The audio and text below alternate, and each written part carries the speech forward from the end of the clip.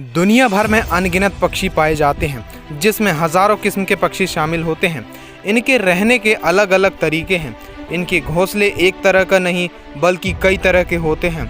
हर पक्षी अपना घोंसला बनाने के लिए हजार बार उड़ती है, जिससे चीज़ें इकट्ठा करके घर बनाने के लिए अपनी पूरी ताकत लगा देती है। आज की इस वीडियो में हम आपको एक ऐसे पक्षी के बारे में बताएंगे जो अपना घोंसला ऐसा डिज़ाइन करता है जिसके आगे इंजीनियर्स फेल हैं।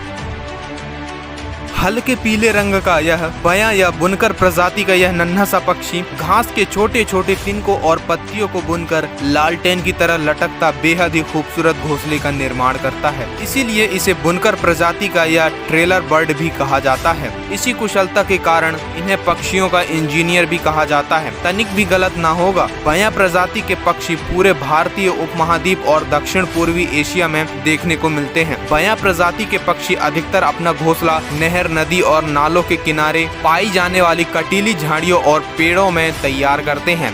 इन झाड़ियों में एक साथ कई उल्टे लटकते सुंदर घोंसले देखने को मिलते हैं। बया प्रजाति में आशियाना नर पक्षी के द्वारा तैयार किया जाता है और मादा बया इसी निरीक्षण करके इसे पसंद करती है। यदि यह घोंसला उसे पसंद नहीं आता है तो नर पक्षी के द्वारा फिर से नए घोंसले का निर्माण करना होता है। बया अपना घोंसला इस तरह से तैयार करता है जिससे कि वह अपने अंडों और बच्चों को शत्रुओं से बचा सके, मौसमी प्रभावों से भी सुरक्षित रख सके। घोंसलों में तिनके की एक महीन परत सुरक्षा के रूप में तैयार करती है। ऐसा कहा जाता है कि जब एक पक्षी भोजन या अन्य कार्य के लिए बाहर जाता है तो दूसरा पक्षी वहीं पास में बाहर बैठ के चौकीदार की तरह पहरा देता है। यदि कोई खतरे का आभास होता है तो यह ची ची कर आवाज करके सभी पक्षियों को सचेत कर देता है। बया पक्षी के घोंसलों में दो कक्ष होते हैं, जिसमें एक अंडा और दूसरा शयन कक्ष होता है। घोंसलों का दरवाजा नीचे की तरफ खुलता है, जिससे एक अथवा कभी कभी दो दरवाजे भी होते हैं। सामाजिक पक्षी होने के कारण इस प्रजाति में अनेकों घोंसले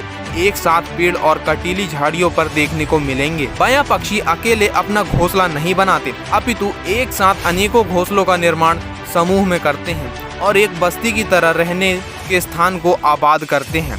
बया पक्षी को अपना घोंसला तैयार करने में 28 दिन का समय लगता है।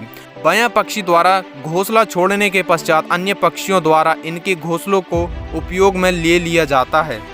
यह एक सामाजिक परिंदा है जो गोरैया और इंसान की बस्तियों की तरह अपने घरों का निर्माण बड़ी ही कुशलता के साथ करते हैं। यह पक्षी कीट पतंगों और मोटे अनाजों को खाता है और झुंड में हमें यह खेत, नहर, नदी, नालों के आसपास दिखाई देते हैं।